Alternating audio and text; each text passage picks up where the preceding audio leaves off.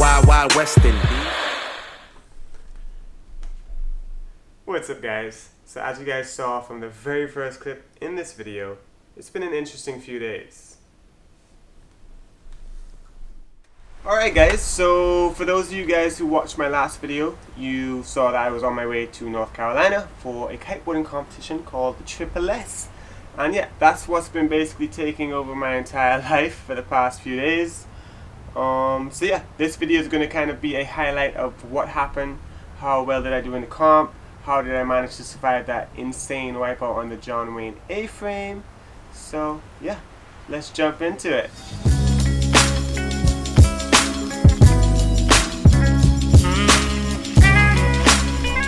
Okay guys, so I am in a spot called the Outer Banks, also known as Cape Hatteras, and it's a pretty crazy place because basically it's just a huge sandbar with the sound on one side, which is where the actual competition happens, and then the ocean on the other side.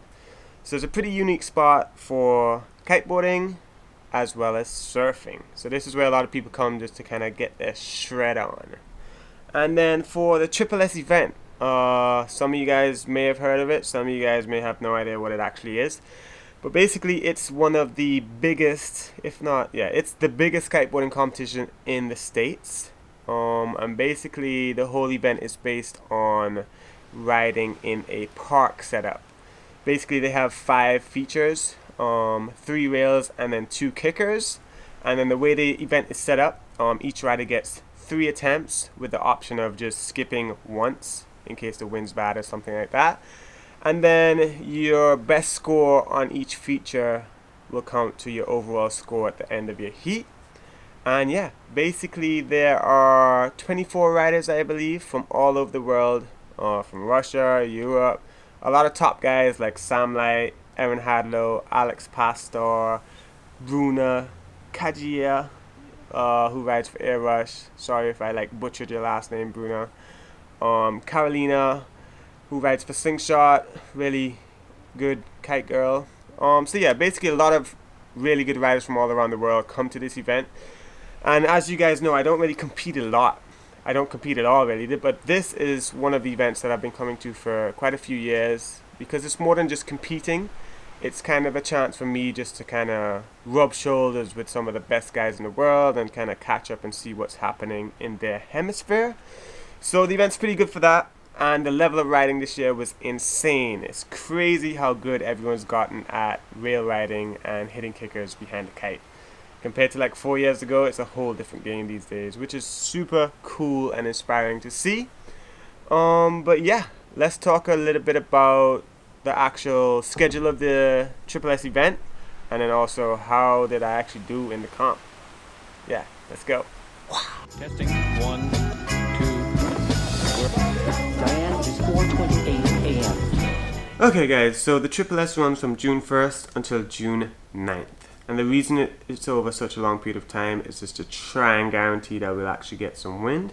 But this year we actually got super lucky and were able to bang out the entire event within the first few days. So basically by the time June 5th came around, we'd already done the men's and women's heats as well as the men's and women's finals. So yeah, basically competition's completely done, but now I'm gonna reverse back a bit and jump to how the competition actually went for me and kind of run through why I didn't make it to the final and why I had to battle it out in the loser final on an 8-meter enduro in 30+ knots. So yeah, let's jump to that. Alright guys, so the event's about to start, but before we actually get into all the madness, I'm going to try and get the Mavic up and actually just fly up to where they have all the rails set up so you guys can just get a quick little course preview.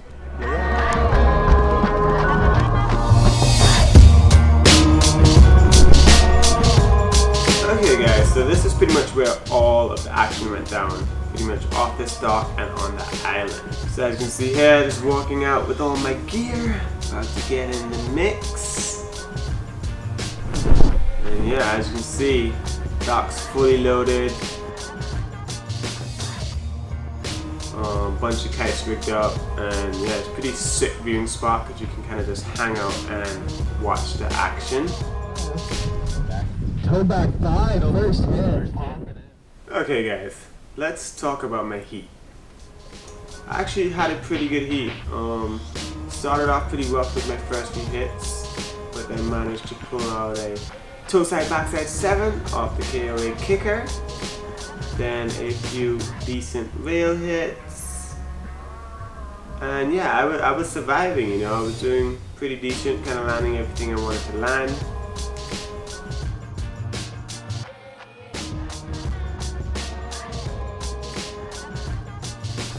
All the way up until I got to the rooftop rail. This is when I pretty much shit hit the fan and I kind of blew my chances of making it into the final. I didn't really get what I was going for, so I ended up getting a super low score, 1.8, and basically everyone else got a pretty decent rail hit, so that made it super hard to kind of fight my way back up to getting into the final. So yeah, you know, a little bit frustrating, but that's just the way competition goes, you know. I was strong on most things, but fell apart on that one rail, and then that was it. Chance was gone. And then let's talk about my little John Wayne near-death experience. Ouch! Holy shit! This was one of the worst wipeouts I've ever had. Yeah, one of the worst wipeouts I've had for a long time. Luckily, I made it out completely fine, but I did manage to blow the nose of my board out a little bit. So poor board got worked. But you know, you can get another board, can't get new ribs or new legs, so happy that I went that route versus, you know, me taking the hit and my board being fine. So yeah, that's kind of how the competition went for me. You know, I didn't really have enough to climb my way back up to the top of the heat to get my spot in the final, which then meant I was pushed into the losers final, which then meant I had to compete on an 8-meter enduro in like 30 plus knots. But the guys in the final actually had to compete in the same conditions, so big ups to them for holding together. But yeah, I struggled super hard in the loser final just because I wasn't really motivated, because I knew I was in the final and the conditions were just real hard and scary. You know, those are the type of conditions where you go out and you don't come back the same, you know, you come back with an injury basically. So yeah, that's kind of how the competition went. All in all, Triple S is a super fun event to be at because it's not just about kiteboarding. During the event they have a lot of parties as well. They had a few big performers come out this year. They had Kimani Mali.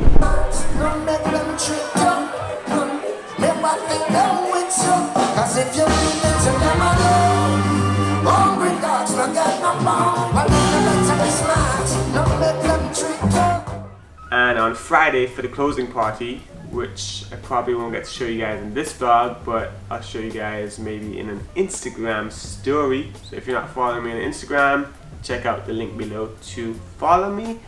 But yeah, they had Kimani Mali this week, and on Friday for the closing party they're gonna have Meth Man and Red Man, so that should be hype.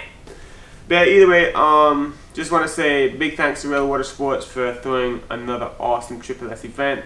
Big ups to all the riders who came out and did their thing and just threw it down in gnarly conditions. And also big ups to all of you guys. I bumped into a few of you guys who actually watch my videos, so super cool actually, you know, being able to put a face and a name to some of the people who actually click on these videos and watch them.